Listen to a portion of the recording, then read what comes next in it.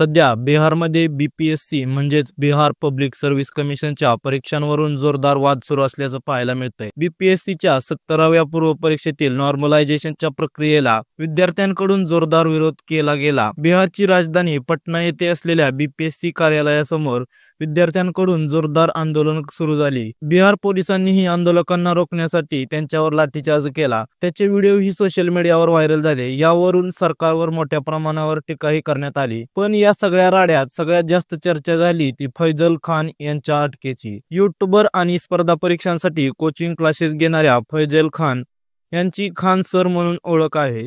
त्यात खान सरांना पोलिसांनी शुक्रवारी ताब्यात घेतलं, त्यामुळे हे आंदोलन आणखीनच पेटलं। दरम्यान रात्री त्यांना पोलिसांकडून सोडूनही देण्यात आलं।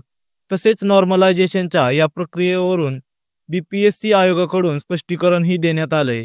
हे संपूर्ण प्रकरण नेमकं काय आहे, विद्यार्थ्यांकडून विरोध होत असलेली नॉर्मलायझेशनची प्रक्रिया नक्की काय आहे, पाहूयात या व्हिडिओमधून। त्या अगोदर वी न्यूज मराठी चॅनेल पहिल्यांदाच पाहत असाल आणि चॅनेलला अजूनही सबस्क्राईब केलं नसेल तर नक्की सबस्क्राईब करा। सगळ्यात आधी बीपीएससीच्या परीक्षेवरून बिहारमध्ये वाद का सुरू झाला ते बघूयात। ज्याप्रमाणे महाराष्ट्रात विविध पदांच्या भरतीसाठी महाराष्ट्र लोकसेवा आयोगाकडून परीक्षा घेतल्या जातात, त्याचप्रमाणे बिहारच्या नागरी सेवांच्या पदभरतीसाठी बिहार लोकसेवा आयोगाकडून परीक्षा होतात। 13 डिसेंबरला बीपीएससी आयोगाकडून संयुक्त पूर्व परीक्षा घेतली जाणार आहे। या परीक्षेसाठी 4.5 लाखांपेक्षा जास्त विद्यार्थ्यांनी अर्ज भरलाय। त्यामुळे या परीक्षेला अवघे काही दिवस असताना विद्यार्थ्यांकडून या परीक्षेच्या विरोधात आंदोलन छेडण्यात आलं। तसेच बीपीएससी आयोगाच्या वेबसाईटमध्ये टेक्निकल प्रॉब्लेम असल्यामुळे 90,000 विद्यार्थ्यांना फॉर्म भरता आला नाही। त्यामुळे परीक्षा पुढे ढकलावी अशी विद्यार्थ्यांची मागणी होती।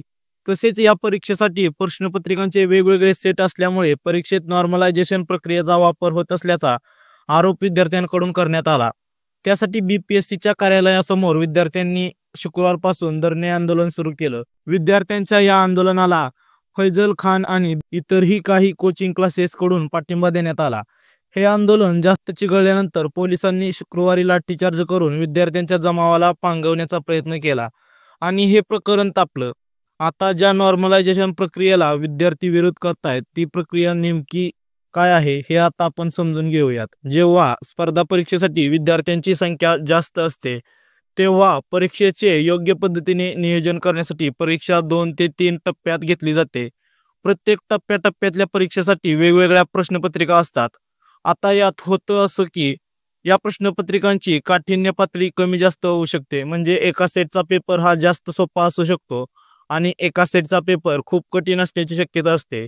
त्यामुळे ज्यांना सोपा पेपर असेल त्यांना जास्त मार्क्स, तर कठीण पेपर असलेल्या विद्यार्थ्यांना कमी मार्क्स मिळण्याची शक्यता असते। ज्या सेटच्या पेपर मधल्या विद्यार्थ्यांना सरासरी जास्त मार्क मिळतात त्या सेटचा पेपर सोपा, तर ज्या पेपरमध्ये 50% जास्त विद्यार्थी कमी मार्क्स पडतात तो पेपर कठीण समजला जातो। यामुळे परीक्षेच्या प्रक्रियेत समानता राहत नाही। अशा वेळी ही समानता आणण्यासाठी नॉर्मलायझेशन ऑफ मार्क्स ही प्रक्रिया वापरली जाते। या प्रक्रियेमुळे सरासरी मार्क्स बॅलन्स केले जातात। उदाहरण द्यायचं तर ए सेटचा पेपर देणाऱ्या विद्यार्थ्यांचे सरासरी मार्क्स 140 असतील आणि बी सेटचा पेपर देणाऱ्या विद्यार्थ्यांचे सरासरी मार्क्स 120 असतील तर ए सेटचा पेपर सोपा आणि बी सेटचा पेपर अवघड समजला जातो। अशा वेळी सरासरी मार्क्स बॅलन्स करण्यासाठी नॉर्मलायझेशन ऑफ मार्क्सची पद्धत वापरून 140 आणि 120च्या मध्ये 130 मार्क्स हे सरासरी मार्क्स ठरवले जातात। यातून परीक्षा प्रक्रियेतल्या गुणांमध्ये समानता आणण्याचा प्रयत्न केला जातो। पण या प्रक्रियेला विद्यार्थ्यांकडून विरोध होण्याचे कारण म्हणजे सरासरी मार्क्समुळे सोपा पेपर असलेल्या विद्यार्थ्यांचे मार्क्स कमी होऊ शकतात, तर कठीण पेपर असलेल्या विद्यार्थ्यांचे मार्क्स वाढवून दिले जाऊ शकतात। आता स्पर्धा परीक्षेत एका मार्कामुळे चांगली पोस्ट जाते। निगेटिव्ह मार्किंग पद्धत असल्यामुळे काही पॉइंट्स मध्ये असलेले मार्क्स ही सिलेक्शनसाठी महत्त्वाचे असतात। अशा वेळी सोपा पेपरवाल्यांना मार्क्स वाढवून मिळाल्यानं कठीण पेपर असलेल्यांचे मार्क्स कमी झाल्यानं त्यांचं नुकसान होऊ शकतं। त्यामुळे नॉर्मलायझेशन ही बॅकडोर एंट्री असल्याचा आरोप विद्यार्थ्यांकडून केला जात आहे। यामुळेच बीपीएससीची परीक्षा देणाऱ्या विद्यार्थ्यांनी या प्रक्रियेला विरोध केला। गेल्या महिन्यात उत्तर प्रदेशमध्येही लोकसेवा आयोगाच्या या प्रक्रियेला विद्यार्थ्यांकडून विरोध करण्यात आला होता। तसाच विरोध बिहारमध्ये करण्यात येतोय।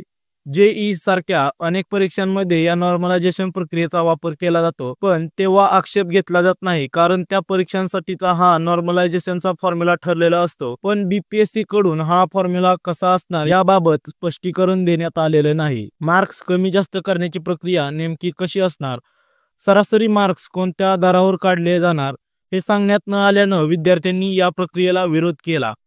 आता BPSC कडून परीक्षेत नॉर्मलायझेशनची प्रक्रिया वापरण्यात येणार नाही हे स्पष्ट करण्यात आलं होतं. BPSC आयोगाचे सचिव सत्यप्रकाश शर्मा यांनी याबाबत स्पष्टीकरण दिलं होतं. जर नॉर्मलायझेशनची प्रक्रिया वापरण्यात येणार असेल तर तसं नोटिफिकेशन आयोगाकडून काढण्यात आलं असतं, पण तसं कोणतंही नोटिफिकेशन जारी करण्यात आलेलं नाही. त्यामुळे हा विद्यार्थ्यांचा भ्रम असून त्यांना काही स्थानिक संस्थांचे प्रमुख प्रोत्साहन देत असल्याचं आयोगाकडून सांगण्यात आलं. पण परीक्षेत नॉर्मलायझेशन होणार नसेल तर 3 वेगवेगळे पेपर सेट का तयार करण्यात आलेत?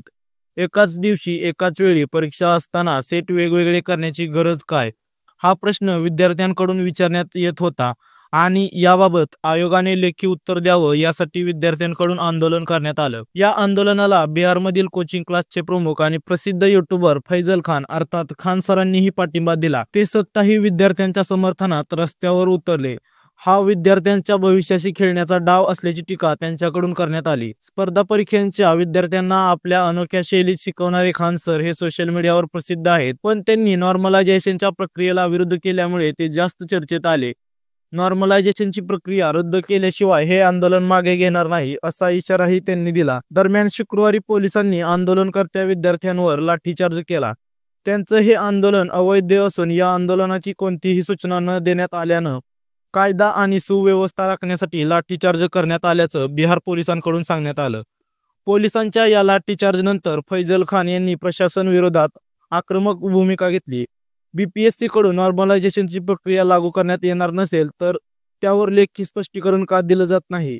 स्पष्टीकरण द्यायचं सोडून विद्यार्थ्यांवर लाठ्या उगारण्याची ही कोणती नीती आहे असे सवाल त्यांच्याकडून विचारण्यात आले. तेव्हा प्रक्षोभक भाषण करून विद्यार्थ्यांना आंदोलनासाठी प्रोत्साहन दिल्याप्रकरणी खान सर यांना पोलिसांकडून ताब्यात घेण्यात आलं. त्यानंतर विद्यार्थ्यांनी सरकारचा जाहीर निषेध केला. त्यांना पोलीस गाडीतून घेऊन जात असताना विद्यार्थ्यांनी पोलिसांच्या विरोधात घोषणाबाजी केली. दरम्यान खान यांना लगेचच पोलिसांनी सोडून दिलं. त्यांना अटक झाली नसून परिस्थिती नियंत्रणात आणण्यासाठी त्यांना फक्त ताब्यात घेण्यात आल्याचं पोलिसांकडून सांगण्यात आलं. या सगळ्या राड्यानंतर बिहारमध्ये लोकसेवा आयोगाचे अध्यक्ष रवी मनुभाई परमार यांनी 13 तारखेला होणाऱ्या परीक्षेसाठी नॉर्मलायझेशन प्रक्रिया लागू होणार नाही असं स्पष्ट केलंय. तसेच या प्रक्रियेबद्दल अफवा पसरवण्यात आल्याचा दावाही त्यांच्याकडून करण्यात आलाय. त्यामुळे आता हे आंदोलन शांत झालंय. नॉर्मलायझेशनच्या या प्रक्रियेबद्दल आणि या संपूर्ण प्रकरणाबद्दल तुम्हाला काय वाटतं? याबद्दलच्या तुमच्या प्रतिक्रिया आम्हाला कमेंट करून नक्की सांगा आणि अशाच माहितीपूर्ण व्हिडिओसाठी व्ही न्यूज मराठीच्या YouTube चॅनलला जरूर सबस्क्राईब करा.